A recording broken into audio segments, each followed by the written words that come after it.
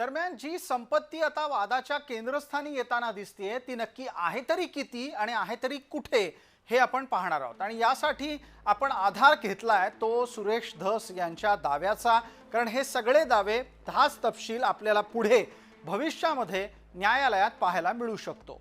तर आता आपण चिंचवडच्या एक 4 BHK फ्लॅटची किंमत 3 कोटीपेक्षा जास्त आहे ते पाहिलं। वाकड पुण्याच्या इथली मंजली आणि वाल्मिकच्या नावे 2 BHK फ्लॅट आहे, त्याची 1 कोटीची किंमत आहे असं अंदाजे म्हटलं जातं आहे। याच्या जवळ फर्ग्युसन महाविद्यालयाच्या समोर पुण्यामध्ये ज्योती मंगल जाधव या दुसऱ्या बायकोच्या नावे 2 ऑफिस आहेत, ज्याची किंमत जवळपास 12 कोटी रुपये आहे असं म्हटलं जात आहे।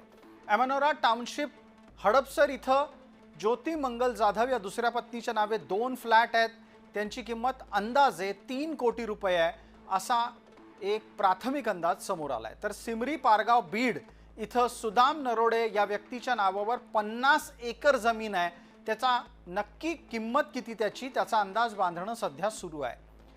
बार्शी शेंद्री इथं ज्योती मंगल जाधवच्या नावाने 50 एकर जमीन असल्याचा दावा केला जातोय, त्याची किंमत सुद्धा तपासली जाते आहे।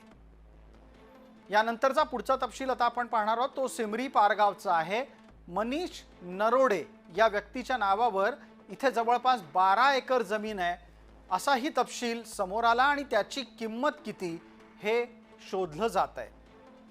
योगेश काकडेच्याच नावावर सिमरी पारगाव इथं 20 एकर जमीन आहे असं सांगितलं जातं, अंदाजे किमतीचा शोध सुरू आहे।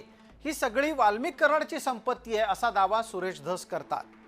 या निमित्तानं जो काळेगाव चिंचवडचा तपशील मगाशी आला तो 4 BHK म्हणजे 4 BHK फ्लॅटचा आहे आणि 3.25 कोटी रुपये त्याची किंमत असल्याचं म्हटलं जातं। मंजली आणि वाल्मिकच्या नावानं ही संपत्ती आहे।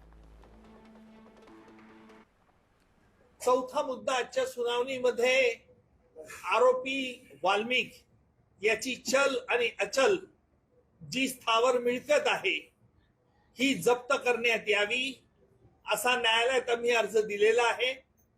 त्या अर्जावरती अद्यापही वाल्मिक तर्फे खुलासा दाखल करण्यात आलेला नाही। त्याच्यानंतर त्या अर्जावरची सुनावणी पुढे रीतसर होईल। माझ्या समवेत माझे सहकारी ॲडव्होकेट कोल्हे हे देखील आज न्यायालयात उपस्थित होते।